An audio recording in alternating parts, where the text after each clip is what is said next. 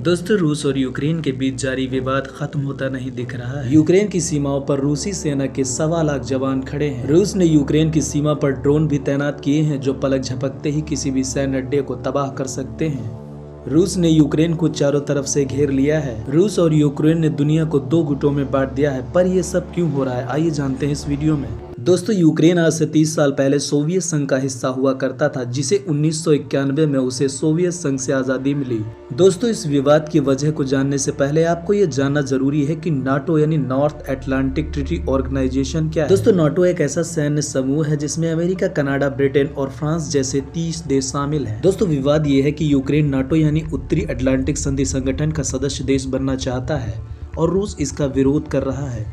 दोस्तों, सवाल ये है कि रूस ऐसा क्यों नहीं चाहता है। दोस्तों, रूस के सामने अब चुनौती यह है कि उसके कुछ पड़ोसी देश पहले ही नाटो में शामिल हो चुके हैं, जो कि पहले सोवियत संघ का हिस्सा हुआ करते थे। अब अगर यूक्रेन भी नाटो का सदस्य बन गया तो रूस हर तरफ से अपने दुश्मनों से घिर जाएगा और अमेरिका जैसे देश उस पर हावी हो जाएंगे। अगर यूक्रेन नाटो का सदस्य बन जाता है और रूस भविष्य में उस पर हमला करता है तो समझौते के तहत इस समूह के सभी 30 देश इसे अपने खिलाफ हमला मानेंगे और यूक्रेन की सैन्य सहायता भी करेंगे। यही वजह है कि रूस नाटो में यूक्रेन के प्रवेश का विरोध कर रहा है। यूक्रेन रूस की पश्चिमी सीमा पर स्थित है। जब 1939 से 1945 तक चले द्वितीय विश्व युद्ध के दौरान रूस पर हमला किया गया तो यूक्रेन एकमात्र ऐसा क्षेत्र था जहां पर रूस ने अपनी सीमा की रक्षा की थी। अगर यूक्रेन नाटो के साथ चला गया तो रूस की राजधानी मॉस्को पश्चिम से सिर्फ 640 किलोमीटर दूर होगी। फिलहाल यह दूरी करीब 1600 किलोमीटर है। दोस्तों, एक सवाल ये भी है कि यूक्रेन खुद को क्यों अलग करना चाहता है। जब 1991 में सोवियत संघ का बिखराव हुआ तो यूक्रेन सहित 15 नए देशों का गठन हुआ। सही मायने में यूक्रेन को 1991 में आजादी मिली और यूक्रेन शुरू से ही समझता है कि रूस से वह कभी अपने दम पर मुकाबला नहीं कर सकता और इसीलिए वह एक ऐसे सैन्य संगठन में शामिल होना चाहता है जो उसकी आजादी को महफूज रख सके। नाटो से बेहतर संगठन कोई और नहीं है जो यूक्रेन की रक्षा करे। यूक्रेन के पास न तो रूस जैसी बड़ी सेना है और न ही आधुनिक हथियार।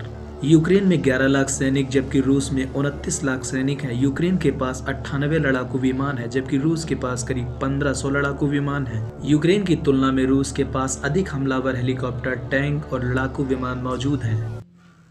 दोस्तों, अब ये जानना जरूरी है कि इस विवाद का असली विलेन कौन है। रूस और यूक्रेन के विवाद में अमेरिका की अहम भूमिका है। अमेरिका ने अपने 3000 सैनिकों को यूक्रेन की मदद के लिए भेजा है और अमेरिका की तरफ से यह आश्वासन दिया गया है कि वे यूक्रेन की मदद के लिए हर संभव कोशिश करेंगे।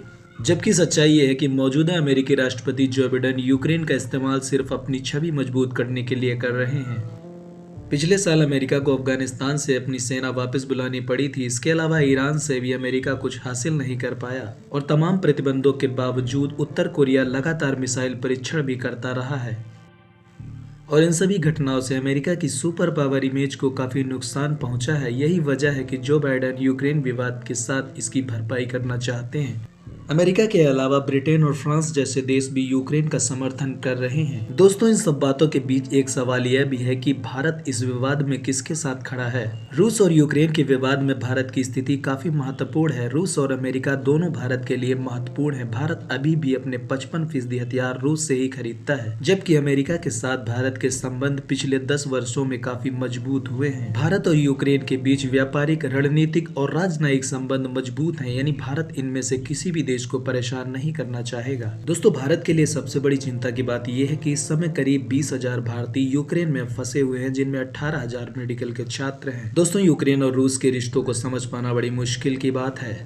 यूक्रेन के लोग स्वतंत्र रहना चाहते हैं, लेकिन पूर्वी यूक्रेन के लोगों की मांग है कि यूक्रेन को रूस के प्रति वफादार रहना चाहिए। यूक्रेन की राजनीति में नेता 2 गुटों में बटे हुए हैं। एक दल खुले तौर पर रूस का समर्थन करता है तो दूसरा दल पश्चिमी देशों का समर्थन करता है और यही वजह है कि आज यूक्रेन दुनिया के सबसे बड़ी ताकतों के बीच फंसा हुआ है। दोस्तों, उम्मीद करते हैं कि वीडियो को देखने के बाद आप समझ ही गए होंगे कि इस विवाद की असली वजह क्या है। दोस्तों, अगर वीडियो अच्छी लगी हो तो लाइक और शेयर ज़रूर कर दें और आने वाली वीडियो को देखने के लिए चैनल को सब्सक्राइब ज़रूर कर लें।